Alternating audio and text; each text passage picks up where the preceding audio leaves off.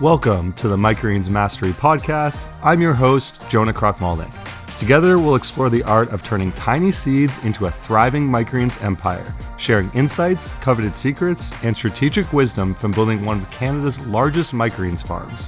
Stay tuned for thought-provoking conversations with leading figures in the world of microgreens.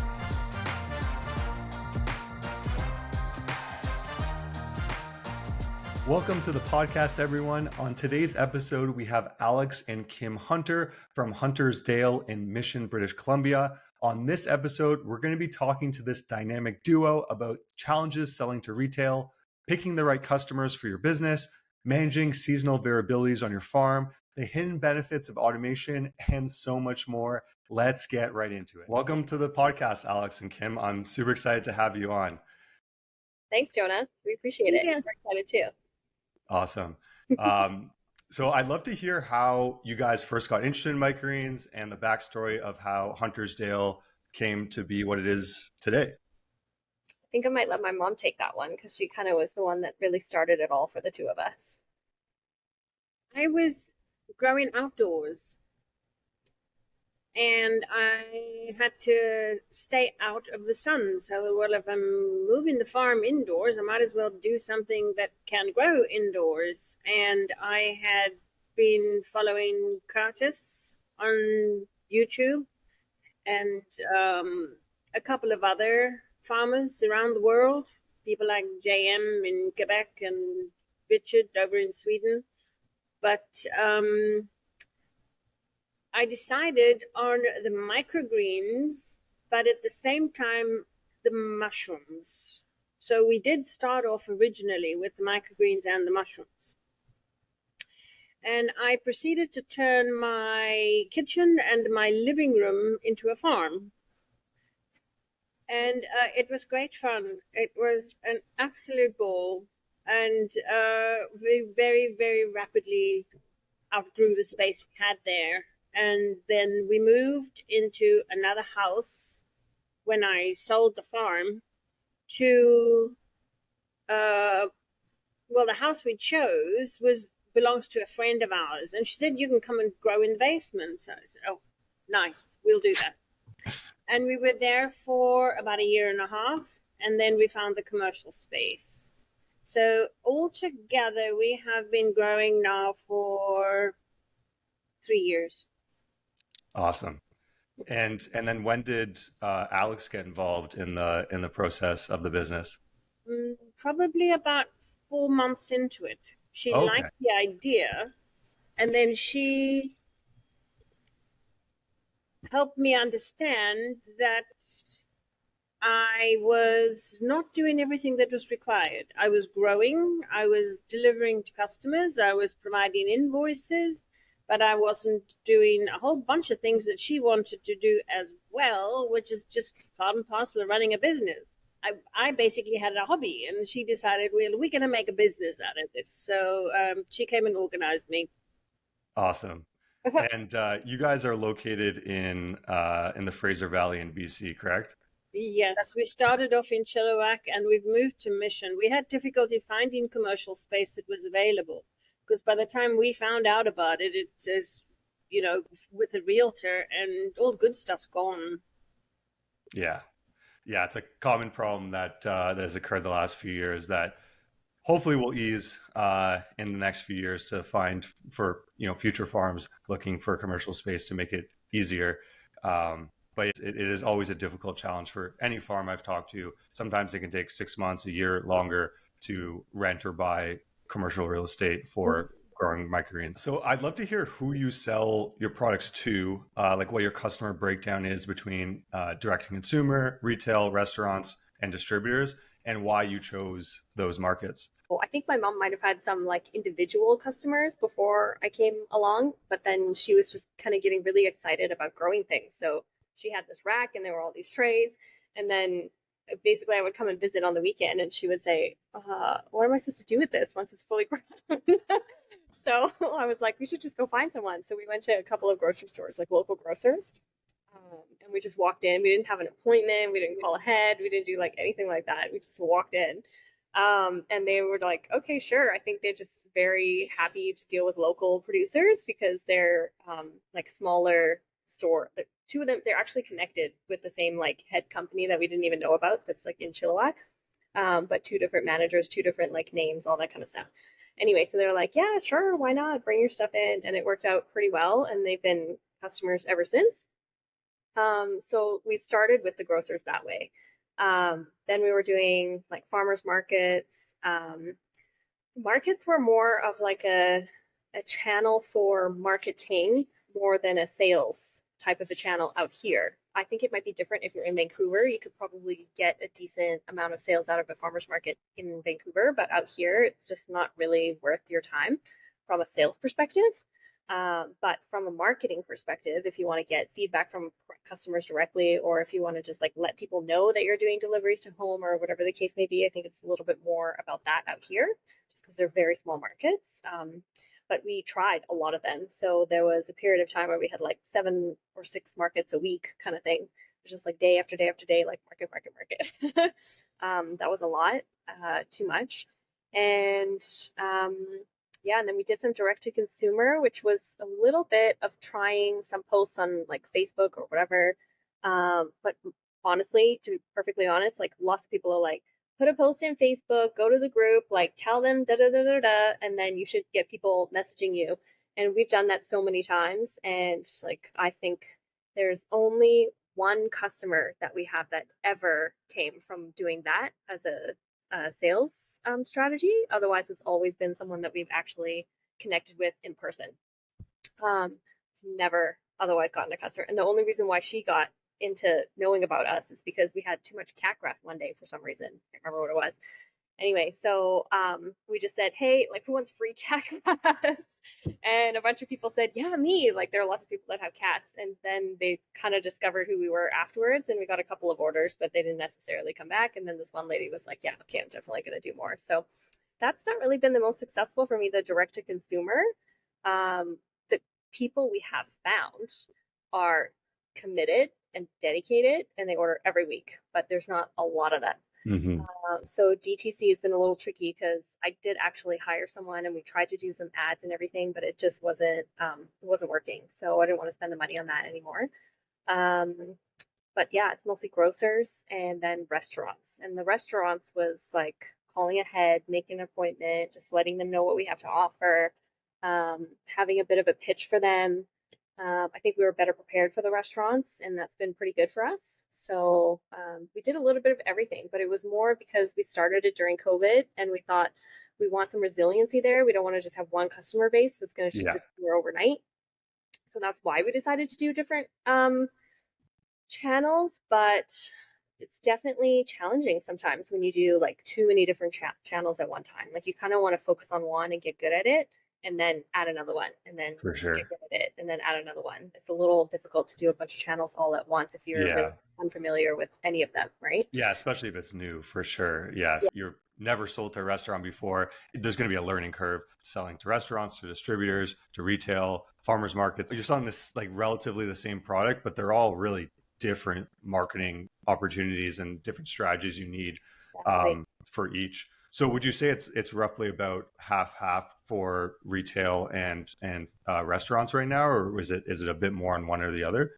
I'd say it's gotten to be a little bit more restaurants at this point. There are only so many of those like smaller grocery stores around here, so I think we've kind of like filled the market as far as those little grocery stores go. We do have some problems too with some of the grocery stores. They have like units where they put their greens that have that like air curtain on them. And if they have a unit where there's a door that closes, it's okay. But if they have a unit with the air curtain, it dries out the microgreens. So I don't know if it's just because of that type of unit or what the deal is, but basically we use the same containers that most people have, like those kind of deli container type things. That's totally sealed. There's no holes in it, but the one at the front of the shelf will basically dry out in just a few days and look like it's been there forever, and then they have to chuck it and go with another one. So it's been a little tricky for us to find someone that sort of has the right display unit for the greens that doesn't create problems with shelf life. And if we have it in another type of unit, everything's fine from like the same batch, same everything. So we're quite certain that it's not our product, but Yeah. more like what's happening to it after the fact. Yeah. So that's something we got to look at. Yeah, and then there's another one that had a previous microgreen grower there, and so they, when that microgreen grower stopped growing, we kind of went in and we said, "Hey, would you like our microgreens?" kind of thing, and then they started, saying things like, "Oh, well, if it doesn't sell, can you take it back?" Because I think they were doing that. So there's a lot of like challenges when it comes to like the little guys, like kind of saying, yeah, yeah, we can do all these things that are probably not the best for the business, right? And then you have to come in and say, no, sorry, I can't. And then they're like, well, okay, maybe we're not going to do it because they also had that same problem with the same type of unit. And they just kind of want you to take it back if it's not good after it's been on their shelf in their unit that's drying the greens out, right? So Yeah. challenges that you have with different they have as far as like storing the greens. Yeah, for sure. Yeah, Yeah. I think it's important to pick the customers that suit the business style that you have. Yeah. So I think there's a secondary issue, which is that the greens are drying out, and that sounds like, from my perspective, those open fridges never store as well as the closed fridges, but most grocers have, and the technology is getting better. So a lot of the bigger independent stores have better open fridges that will prevent that from happening. Yeah. But sometimes a smaller grocer, they're not going to want to spend money on that, and they might think it's your product even if it's not. But I think the main issue is picking the customers that match well with the business model you have. So for example, for a very, very long time, we only did standing orders. So if we went to a customer, did a sales pitch, and they were like, yeah, we can't order the same thing every week, we need to give you an order 48 hours or 24 hours in advance, we would just be like, sorry, that doesn't work for our business model. As much as we would like to work with you, it doesn't match our needs as a business. So we would just walk away from that, and then always check in the future and see if it does work. But I think it's really important to not overextend yourself to do something that doesn't make sense for the business to get a sale. I think there's so much opportunity for microgreens in so many different capacities that it makes sense to focus on the opportunities that better suit you. In your case, it sounds like restaurants are much better suited for your business model than retail, or at least very small retail. And then also I found that within retail, there's like subcategories. There's like the really, really small guys that will move like very minimal volume. There's the mid-tier, which are independent grocery stores that a lot of people go into. And then there's the large Loblaws, Publix in the States, Whole Foods, those like big volume movers. That really, the first one, the really small scale, I found we've tried to sell product there, and it's like such small movement of product that sometimes it's not even worth, even though retail is my personally favorite market opportunity, it doesn't necessarily fit because it's so small that it's Yeah. almost like delivering to 2 or 3 customers direct to consumer. And then that, I think for most microgreens farms, that middle tier is the best suitable customer in retail. But it depends on where you're located, how many of them there are, if they already have growers, if they're open to carry more products. So there's so many variables in that that can factor in to determining what market makes most sense for each individual farm. Yeah, exactly. So I think we're kind of leaning more towards restaurants now because it just seems to be working out better, at least in our area in the Fraser Valley. But we are looking towards what that process looks like to get into the bigger grocery stores and make sure that we're prepared, like on the back end as far as processes and staffing and everything is involved in the farm to make sure we're prepared to actually go that route kind of thing. So that's where we're at right now. And yeah, it's been fun to get here. It's definitely been like slower than I would like it to be, but quite the learning journey. So Yeah, for yeah, sure. totally worth it. Awesome. Yeah. What would you say, like on the retail and food service side, what are the most popular varieties or products or mixes that you're currently selling? Retail, it's pea shoots. Like everybody seems to know about pea shoots, and I think there's lots of different applications for pea shoots, so that's a big one.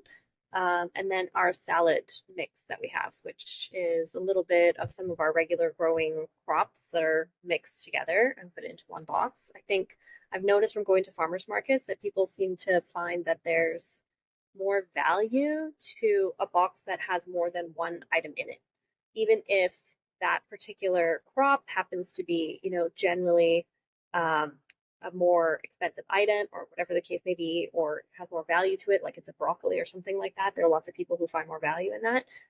But if they see this mix of different things, then they go, well, I'm getting a little bit of lots of things in one box, so it's more value to me.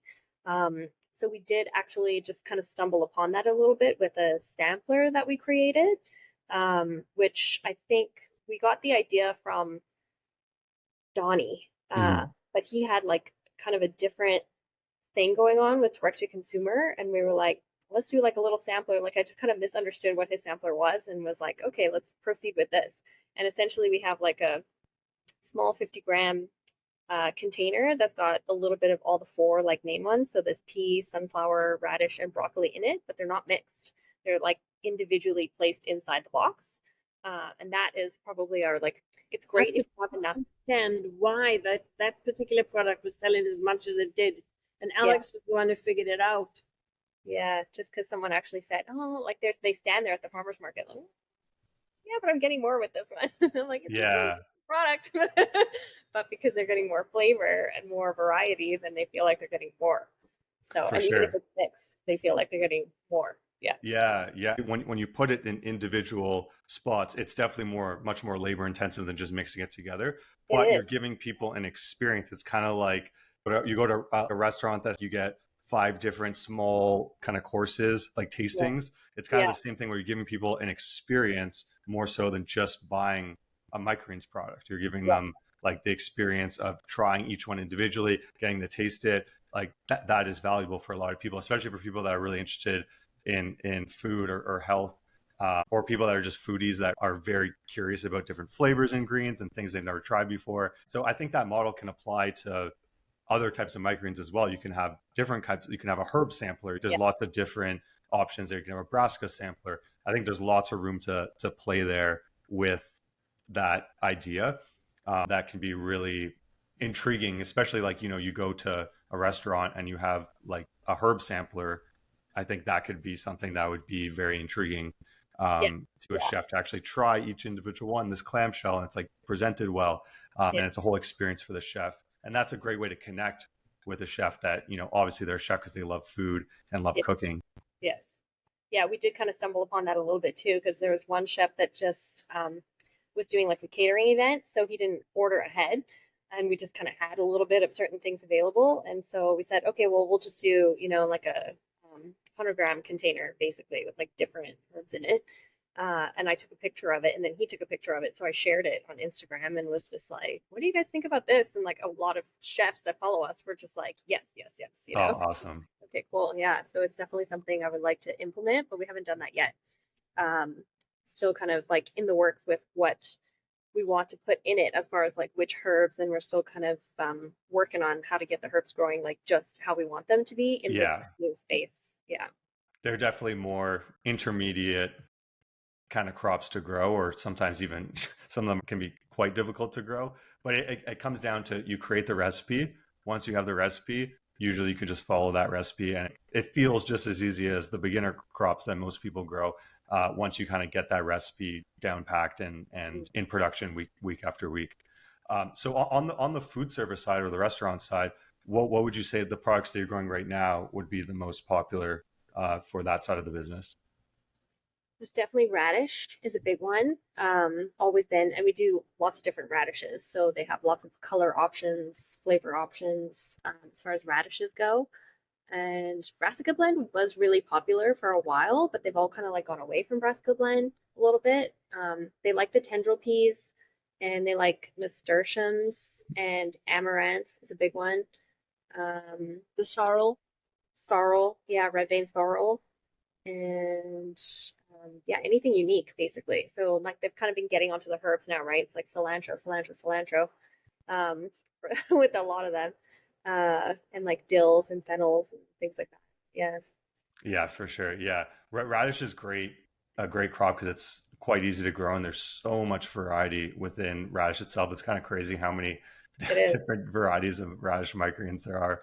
And they all taste radishy, but they all have quite a different flavor profile. Like some of them are like Yeah. spicy, and then Yeah. other ones are like super mild that you can't even almost tell they're a radish, which is kind of cool that within just that microcosm of microgreens, there's Yeah. so many different varieties that have different flavor profiles.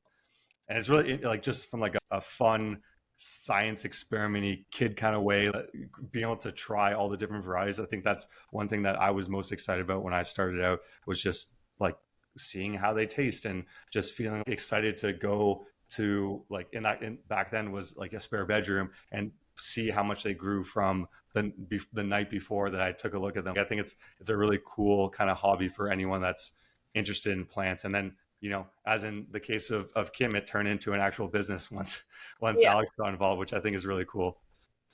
Yeah. Yeah. It was a lot of fun. And even these days, like we're in the new space, but we don't have HVAC in here. So yeah, the seasons are definitely noticeable even inside, and they grow a lot faster when it's warmer, so you Yeah. change your practices and everything. But it's very interesting to see how even just a little bit of temperature change inside the unit can make such a big difference to how they grow. And it's just like, what happened this week? Like I'm like looking back at the weather, like it wasn't that hot, was it? Like, Yeah. yeah, but they No, really for sure. Yeah. Temperature is probably the number one determinant of if a crop is going to grow, the speed that it's going to grow. yeah, Something like basil, if you have it grow at like 15 Celsius, it's like roughly 60 Fahrenheit, and then you increase the temperature to 70 or to 80 Fahrenheit, the speed of growth is insane. It's like yeah, putting these plants on steroids. They grow so much faster just from temperature alone. yeah. Um, so yeah, definitely during the winter months, having heat is critical to get good yields on microgreens. Yeah, exactly. Yeah. We've noticed that big time with the basil. So yeah. Yeah. So I'd love to hear what the average week as microgreens business owners are for the both of you, and kind of what your roles are in the business and how you kind of manage everything that needs to be done in a given week as a business owner. Okay, from the production side, we are still maintaining, we've managed to keep it this way. We sow once a week, and we harvest once a week, and we deliver once a week. So those are the three big days in our lives. And we sow on a Monday, and we harvest on a Thursday, and deliver on a Friday. And Saturday is often stuck with flat washing, and then Sunday is the preparation for the Monday sowing again. So Tuesday and Wednesday are now our weekend, and those days are quieter. The only real task is watering, but of course there's always other things to do, like the expansion and that type of thing.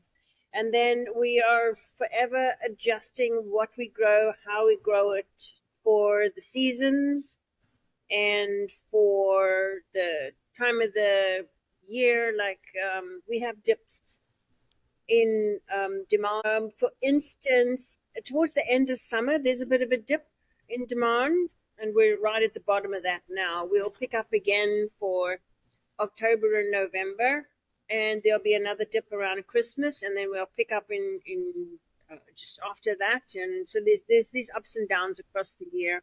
If there is a distinction between what Alex does and what I do, she's more CEO and I'm COO. I do the watering and the growing and decide what's going to be planted every week, and then she's doing the feet on the street. She's the face of the business. She's, I guess, doing all the important stuff. She does a lot of the marketing and the sales outreach and that type of thing. Yeah. But it is pretty simple as far as like a weekly schedule.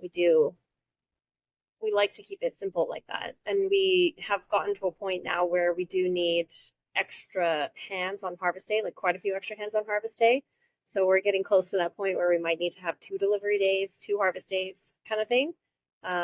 Potentially, we're not sure yet. I haven't quite decided if I want to do it that way or if I want to just double up on how many people are here. It's more the deliveries, because we live in an area where we are not in this very dense populated area. So for me to go to one of the cities, it's almost like 45 minutes drive just to get there. And then I start my delivery route, and that's like a whole day of deliveries there and then coming back. Whereas there's another city that we're in where we can get everything done in like 3.5 hours kind of thing. So it really depends on where we're going, and we could add to that person's delivery route potentially. But if we were going to go into another city, we might have to add another driver, and there's another vehicle, and all these other types of logistics that need to be kind of worked out. The kinks need to be worked out a bit before we can expand too much further into different areas. But as far as like weekly schedule goes, we've got it pretty dialed in with our 1 day of sowing, 1 day harvesting, 1 day deliveries. Yeah. So do you guys have any staff to help on harvest days right now, or is it just the two of you kind of going gung ho like on harvest days and just like getting it done? We do have help on harvest day. Yeah, Nice. quite a bit of help on harvest day actually. Because especially I've been trying to sort of push to do a little bit more like education for myself to make sure I know how to get into the larger like grocery chains and things like that. And a lot of the workshop that I signed up for is like on our harvest day. So I had to make sure there was someone else in for me. And my mom's kind of turned into like the supervisor on staff on harvest day, and then she's like explaining to everyone else what to do, and it was a lot because we had to bring in quite a few people all at the same time and train them all at the same time. So that's been kind of interesting. It's definitely a bit of a learning curve there because I did training for lots of staff at my last job, so I have an understanding of like how that all goes, but That's it's awesome. different in your own job and when you're dealing with knives and harvesting machines, and there's a little bit more to it. Yeah, For sure. we would like to actually hire a manager, harvest like a whole farm manager. So we're kind of looking into options for that, just to kind of have us both working on sales a little bit more, and Awesome. give us a bit of a break off of the farm because it's been Yeah. a long time washing flats. Yeah. Sewing. I Yeah. totally understand that 3 years is a long time because it's the same every week. It's exciting. Like I can tell you guys love what you do, but at the same time, it can be repetitive. And to have that break is very nourishing to come back to the business and like feel that you have the energy to tackle sales and training and all the other things that need to be done besides just production. But from what I could tell, I think Kim loves the production side of things. She does. Yes. Well, and I'm sure also the harvester that I could see behind you, Kim, that definitely helps a lot with harvest days to make it a lot quicker. Would you guys be open disclosing how many trays you're growing a week at this point? Just short of 150 trays a week. Okay. And you're doing it all in one day though, which is a lot. Yeah. Yes. Yeah. So having things like the harvester and having staff on hand to help pack make a huge difference. Like it's almost can be overwhelming without that. And it makes a big difference for people that can get help on harvest days or delivery days and use equipment like the harvester to speed things up on those very critical bottleneck days. Yes. Yeah. Huge. We had the harvester like from before because we wanted to have a regenerative agriculture farm as well, and then realized that the microgreens is like a lot for us to take on anyway, so we just kind of focused on that. So we had bought it thinking we would use it in the fields and also have it for the microgreens, but it's been a huge help, especially when it comes to like training individuals on how to harvest. It's a skill that has to be learned and you have to practice it, and it's not easy. Like some people just kind of click and other people it just does not click. So they're like ripping things out of the ground, out of the soil, just because they don't cut themselves or whatever the case may be, right? So for sure, there's definitely a learning curve there. It's a little bit easier to just like push a tray through the harvester, and kind of get that going. I'd like to do the conveyor belt at some point too. That would be nice. Yeah. But it's been very helpful, and it's actually kind of helpful for the product itself in some ways, because it kind of like sort of fluffs it all up and keeps it from like, if you have any kind of moisture at all, like if it's just not quite exactly dry the way you like it, when it goes through the harvester, that whole process of kind of getting like flipped into the basket and then flipped into the bucket and then put into the container really gets that like last little bit just kind of nicely air dried before you stick it into your containers so that you don't have any moisture issues. For sure. Yeah. I think you brought up a good point with the harvester making it easier to train. That's one thing I think is a hidden benefit often to automation is that it makes training staff a lot easier and makes the product more consistent because there's less human error involved, and it's easier to train someone to push something through a machine than it is to like cut it exactly the way you want by hand. So I think that's a a very good hidden benefit that people don't necessarily think about, especially as they scale up. It goes from you guys who are super, super passionate about what you do, and the staff are definitely going to be very passionate, but it's hard to get people to do like precisely a task that's very physically derived to do it exactly the same. Yes. So it just makes your guys' lives a whole lot easier, and also the staff's lives, because it makes their life a lot easier too, and safer, Exactly. hopefully. And much With safer. not having a knife. Yeah. Yeah, exactly. I sometimes get a lot of people frustrated with me because I'm a stickler for data. I want the numbers every step of the way. And, a lot of people have difficulty recording what they're doing.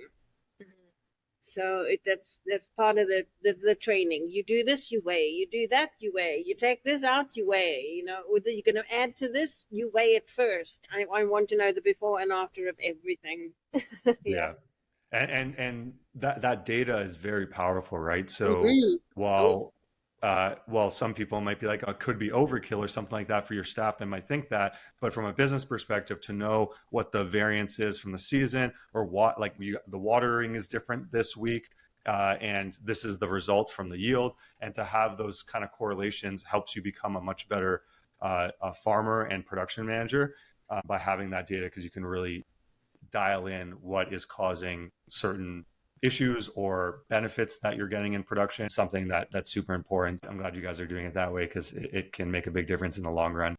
That's actually a really important thing to kind of consider for automation as well, because it's very easy to not do the watering exactly the same when you're watering by hand, or not do the seeding exactly the same when you're doing it like all by hand and everything. Not that we have a lot of automation right now, but there are many times where we can collect data, and then we kind of go, okay, well, maybe like my mom had a few appointments that day, and so instead of her doing all the watering for the whole week, like there were a couple of days where I came in and did the watering, and then maybe I did something different from her, even though we are, quite in sync with what we're doing. We're still two different people doing things differently. Yeah, and sometimes it's like, oh, didn't we have a conversation where we said this? And it's like, well, we talked about it, but we didn't really confirm. And I was like, oh, I thought we were going forward with that. Okay, so I did it this way. So, there's all kinds of things that can potentially happen if you don't have automation involved for some of these data points, basically, where you can kind of guarantee that is exactly the same. So what changed? And it must be something else, kind of thing. It makes it a lot easier for you to determine what the difference is if everything else is automated. So that's a benefit to automation too, I think. Yeah. And then as your farm or any other farm kind of scales up, that will become a bigger and bigger potential problem and or ease of production. Yeah. Because if you have 3 staff on different days doing watering, if you are able to either have really good SOPs or ideally automate that process, then it's the same no matter who's in there. And that's one less variable that you need to worry about in the growing process that is prone to human error. Yeah, exactly. Yeah, just makes it much easier to troubleshoot things. Yeah. For sure. And then one exciting piece of news that I think will help with this part of the process is Microgreens Consulting and Vertigrow are working together to create a microgreen seeder. That's a relatively low cost machine that you can just roll the trays, and you can get evenly dispersed seeds, exactly the amount of seed you want. So we're hoping that's going to come out sometime early next year or at the latest spring next year. That will be a game changer for a lot of farms to kind of just one of the biggest tasks, which is seeding. And one of the tasks that's hard to really train people to evenly disperse the seeds over the tray can be done in like 1/10 of the time or something along those lines, with much more accuracy, which will help with disease pressure, will be easier to train and save a lot on labor. So I'm excited to have that come out. It kind of came out of necessity with the machine that Living Earth Farm uses is not available anymore. And that machine was very expensive. And that was the only option available. So right now there is no option. So it kind of came out of necessity that we were going to create this for farms that wanted to automate it, but also didn't want to spend a whole lot of money on something that can save them a lot of time. So Great. We Yeah. volunteer for being beta testers. Yeah, no, for sure. Yeah, we have a lot of farms that are really interested in being early testers, so we'll definitely add you to the list for that for sure. Yeah, Yeah, because I'm really excited about it because we have really smart engineers working on it, and I'm really excited about the design. It's going to look really cool too, which is a nice side benefit. But I'm that's nice. excited to when the time comes to announce more about it. But in the meantime, yeah, anyone that's listening to this that is a microgreens farm and wants early access, feel free to reach out, and we can try our best to put people on that early access list. Yeah, Yeah, we're excited about that too. Yeah. awesome. So, given your commercial space you have, how do you kind of optimize your production area to maximize output on your farm? I've got everything arranged right now. We rearrange the central area of our space for the once a week tasks like the sowing or the harvesting. So the racks are up against the wall, and they are slowly, as we are expanding, encroaching onto maybe halfway through the floor space. So we're having to continually rearrange things around the periphery to make sure we have enough space to work in. Do we do anything specific? No, but it means a process of setting up and taking down tables every time we need to do something. That's every Monday and every Thursday we have to do the set up and take down. There's a rack with all the kit on it for harvest day, and there's another rack with all the kit on it for delivery day, and another one for sowing day. So that becomes the prime one in position for that particular day that it's required on. What else? What would you say, Alex? We had one plan when we moved in, and we thought this is genius, but it really didn't work out that way at all.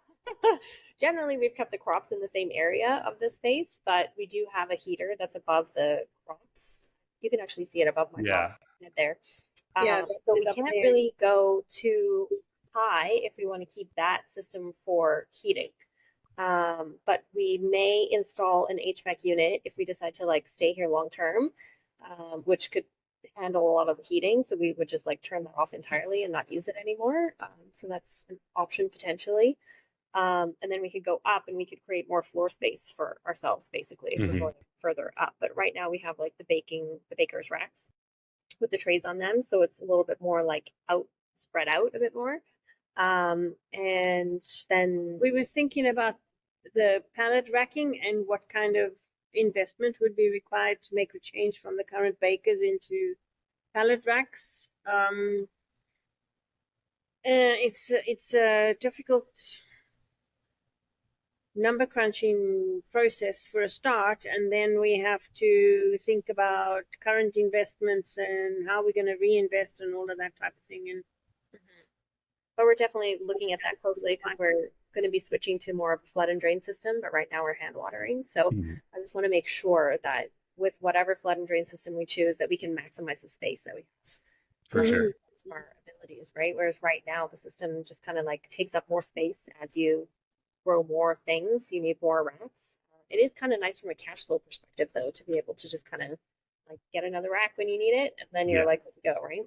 But with a little bit more automation in mind, there are things like getting a machine that can like mix the soil, for example, that I would like to invest in. But it's kind of like I keep looking at the space, going like, where am I going to put this thing if I'm going to keep boring my racks out that way? And then we still need space for harvesting tables and all this kind of stuff. So there's some challenges here just because the water is on like the opposite side of the warehouse to where the growing area is. So that's where things get a little tricky. Like I can't really have a dry side and then like a wet side sort of a situation. Like it's just weird the way the layout goes and how the flow has to be for like access for fire kind of things, you know? So we just have to make sure that we're setting things up nicely. So I keep kind of having some more ideas. Actually, before this call, I went over to my mom and was like, what if we kind of maybe did something like this? You know, but it's really vague in my head. And she's just like, what are you saying? I was like, I'm not sure yet. But maybe we're always thinking about it. We're always trying new things and we're always adjusting. Yeah, for sure. Yeah. So everything's Um, on wheels, and we just like roll everything around. That's, yeah, I think I said that in another interview before. Just put everything on wheels, and then when you're like, yeah, let's put it here instead, we just roll it over there. yeah, no, wheels are are surprisingly helpful. Yeah, like it's such a simple thing, but I remember I used to have a germination room that wasn't on wheels, and I put it on wheels, and I was like, oh, I could just move this out of the way whenever I want. And pretty early on, when I moved in the commercial space, I just put like anything we had is going to go on wheels, and if Yeah. it wasn't, I was going to put wheels on it. The only thing was when you have pallet racking, that you can't really put it on wheels. Yeah. But pretty much everything else is on wheels. But it sounds like you guys kind of prep in advance to optimize the for harvest day, for delivery day, for We do. sowing day.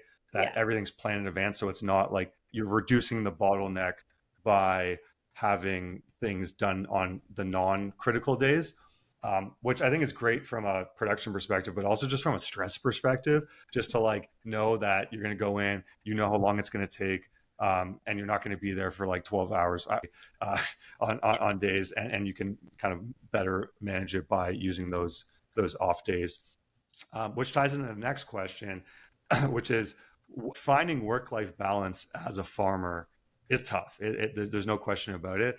And some farms just don't have the work-life balance. But I'd love to hear if you guys do feel that you have a healthy work-life balance, and how do you maintain it, slash do you have any tips for other growers on how to maintain that?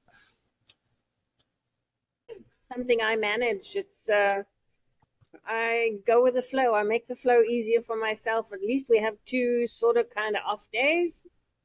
But no, I don't think we've achieved terribly much in the work-life balance. We're unbalanced, definitely.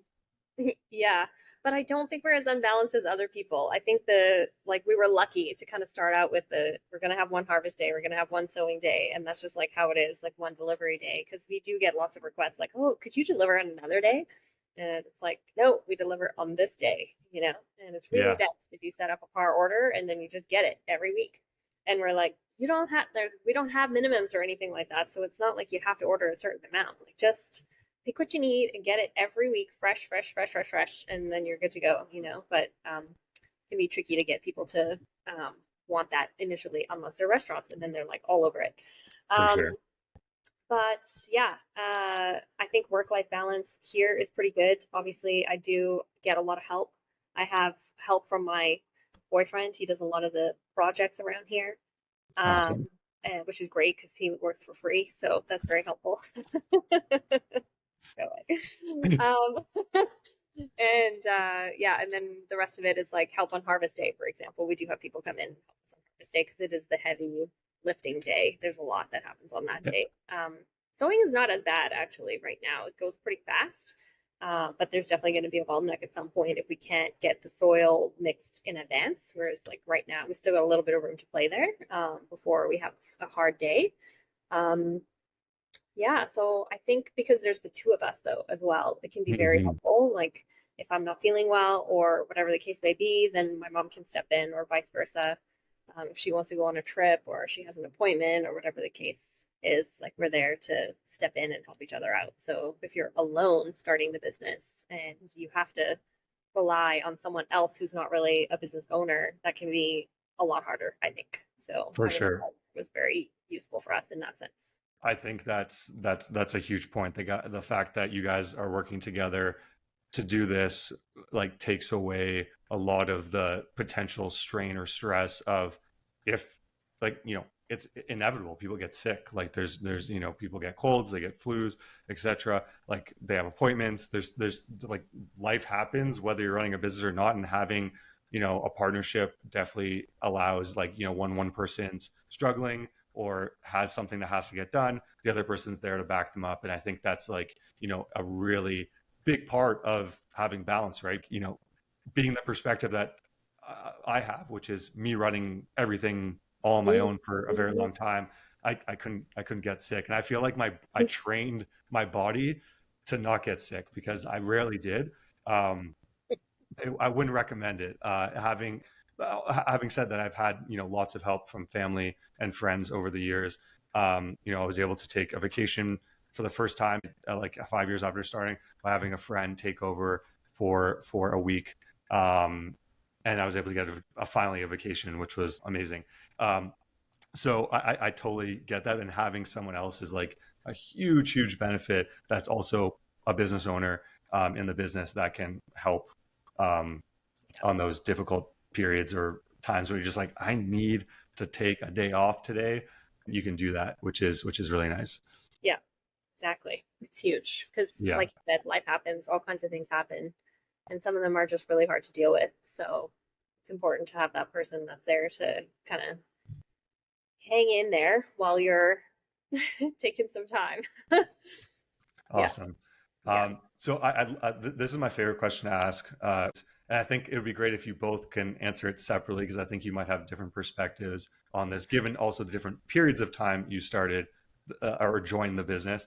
Is if you can go back in time to when you started the farm, and or for Alex, when you joined in the farm, and meet the younger version of yourself from roughly 3 years ago, what advice would you give her to set her up for success? Start 5 years earlier, definitely, maybe more. Really, I should have done this years ago. Years ago. It's such fun. Be a little more careful with spending money. Be yeah. a little more conservative with choosing exactly what you're buying and why. Definitely make sure that you are prepared to start and run a business. I think I had no idea what I was like getting into, like absolutely no idea. I thought I knew what I was getting into, but I didn't know. And I think things are only actually starting to click for me now.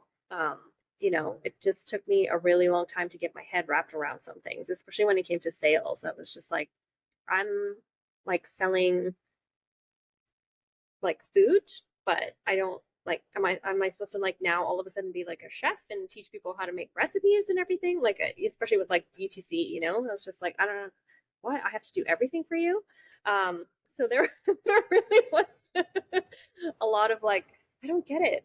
That's not what I signed up for. I signed up to be a farmer, not a home cook that's showing people what to do or whatever the case may be. I was like, that's like a whole different profession, but there's a lot of expectation over like, what do I do with this, da, da, da, da, like when it comes to the education side of it.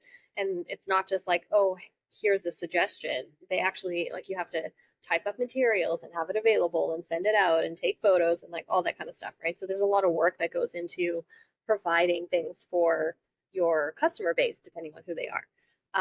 So I think that's one thing, is like just kind of get an idea of who your customer base is and what they're going to need from you before you get started. Otherwise, you might end up having to basically do things that you don't want to do. Um, and that might be a little tricky to deal with if you're getting into this business or any business and you're just not really aware of what's required. So I think there's been a lot of a challenge for me as far as like getting my head into a space of like, is this what I want to be doing? You know, um, but starting a business and learning about business and how to run a business and like, dealing with whatever's coming up has been the most rewarding thing that I have ever done in my entire life. And I'm very happy to keep doing it. I would like to actually make a little bit more money. We're not quite there yet. Um, but lessons learned and stuff. It's like we're still going strong. And I think that's kind of, the goal more than anything. Like we can take big risks and everything, but then we might not be around for much longer. So I think making sure that we're like managing risk is really important. But like my mom said, like if you were to start earlier and if you were to start and still have the support of like a job, for example, and be able to do it on the side for a little bit, you might learn a lot of these lessons without having to kind of give all of your capital to the business in some ways. So there's definitely um, there are a lot of like lessons to be learned as far as like marketing goes and things, I think, that maybe not everybody knows about. But if you have a marketing background, at least in my experience, I've seen some other businesses pop up around here and they had marketing backgrounds, and it just seems to be like the sales are kind of like the lifeblood of the business. So if you're not knowledgeable in sales and marketing, it's probably something you should probably go and try and learn about before you actually start the business, unless you have someone there that can really like guide you through the process kind of thing. Because that can be really daunting and tricky. And if you just don't have the cash flowing in, then it just makes everything else like very, very difficult. So For sure.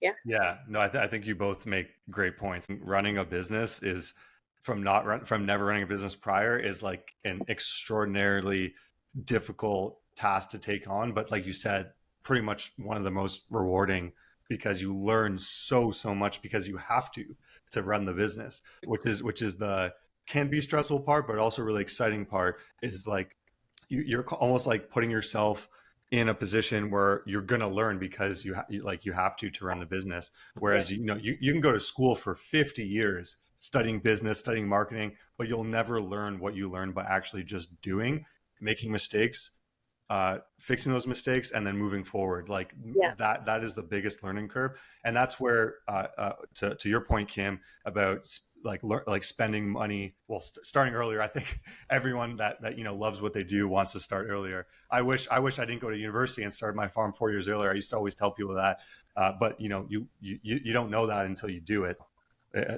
Hindsight's always 20/20. But losing money along the way, like spending money on things that you realize after the fact you didn't actually have to spend money on, is part of the process. I started growing hydroponic basil in my parents' house, and I was like, oh, I'm going to grow the best organic hydroponic basil. I'm going to revolutionize like this sub segment, because you know there's not really any organic hydroponics, and then I realized why there's no organic hydroponics. It's a mess, and then the product really doesn't taste as good as growing in a high quality soil. So I spent a lot of money on pumps and just random stuff that didn't end up getting used. I tried to sell as much as I could, but it was part of the learning process.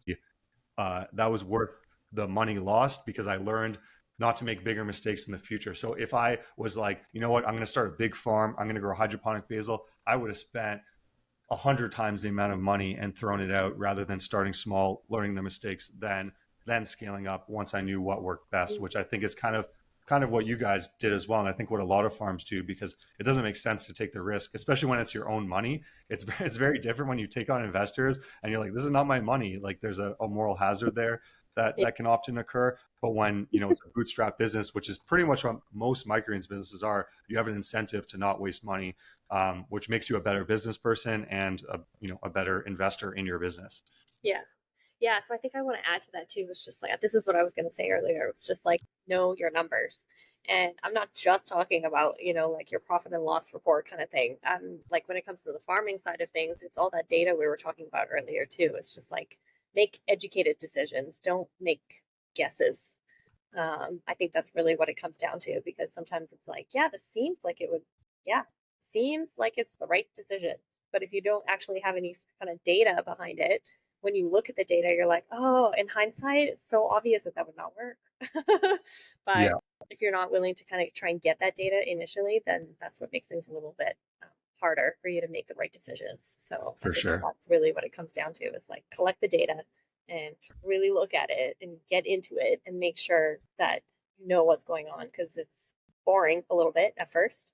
But when you get the answer out of the data, it's like, all right, like I'm confident this is going to be good. Let's go. And even then, it's a bit risky, but it's way less riskier than just like, I think this is a good idea. Let's go for it. Don't fly blind.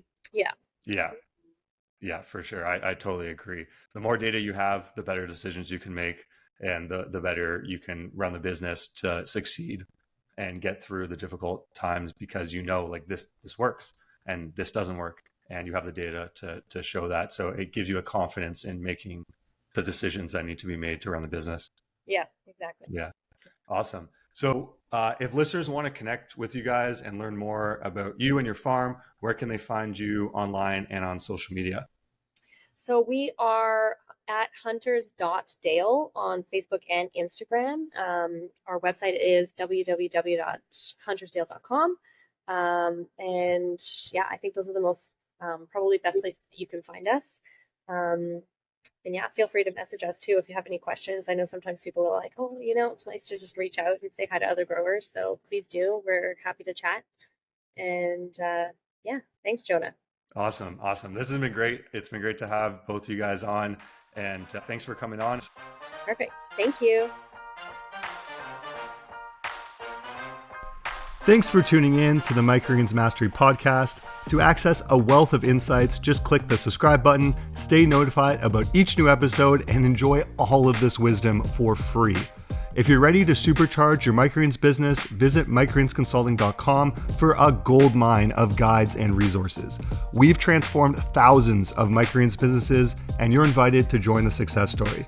Let's stay connected. Follow us on YouTube, Instagram, and TikTok at Microgreens Consulting for exclusive content and expert tips and wisdom. If you found this episode insightful, please leave us a review, spread the word, and let's share microgreens magic with the world. Until next time, let curiosity fuel your growth and may happiness be your harvest. Happy growing, everyone.